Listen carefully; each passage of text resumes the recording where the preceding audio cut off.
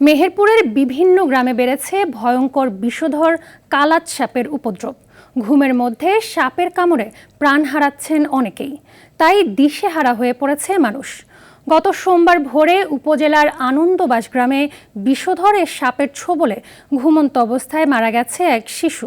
এছাড়া গত 2 মাসে কালাত সাপের ছোবলের শিকার হয়েছেন বিভিন্ন গ্রামের অনেকেই।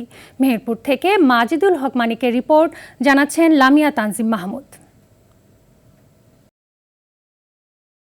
সোমবার ভোর আনন্দবাস গ্রামে 5 বছরের শিশু তানভীরকে ছোবল দেয় বিষধর কালাত সাপ। চুয়াডাঙ্গা হাসপাতালে পৌঁছানোর আগেই মারা যায় শিশু তানভীর। রং ও আকার দেখে পরিবারের লোকজন নিশ্চিত হয় সাপটি কালাজ বা কমন ক্রেট বা শিয়ার চাঁদা সাপ। বিষধর একই সঙ্গে ভয়ঙ্কর সাপ হিসেবে পরিচিত কালাজ বা কমন ক্রেট। সাপটি মূলত সক্রিয় থাকে রাতে, দিনের বেলা শান্ত থাকলেও রাতেই খাবারের খোঁজে মানুষের ঘরে প্রবেশ করে। গেল 2 মাস ধরে মেহেরপুরে বিভিন্ন গ্রামে অস্বাভাবিক উপস্থিতি বেড়েছে কালাত সাপের। সম্প্রতি কয়েকটি গ্রামে কালাতের ছোবলে মারা গেছেন বেশ কয়েকজন। সন্ধ্যার পরে আমরা ডাক দিল, আমরা আসলাম।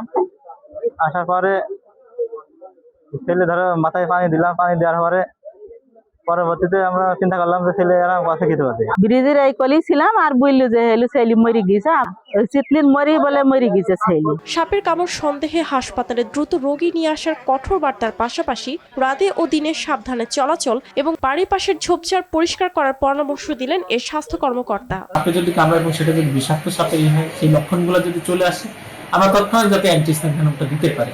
এবং সবচেয়ে বড় বিষয় হচ্ছে যে আপনারা আপনাদের বাড়ির আশপাশ পরিষ্কার পরিচ্ছন্ন রাখবেন। আঙিনার আশপাশে যে ঝোপঝাড়গুলো আছে এগুলো পরিষ্কার না রাখলে এই জায়গাগুলোতে এই সাপগুলো থাকে এবং রাত্রিবেলা যখন অন্ধকার নামে তখন এগুলো আমাদের লোকালয়ে চলে আসে। গ্রামীণ জীবনে আতঙ্কের নাম এখন কালাত সাপ। প্রান্তিক স্বাস্থ্য কেন্দ্রগুলোতে পর্যাপ্ত অ্যান্টিভেনম ও জরুরি নিবিড় চিকিৎসার টেকসই ব্যবস্থা চাচ্ছেন মেহেরপুরবাসী। লামিয়া তানজিম মাহমুদ, RTV।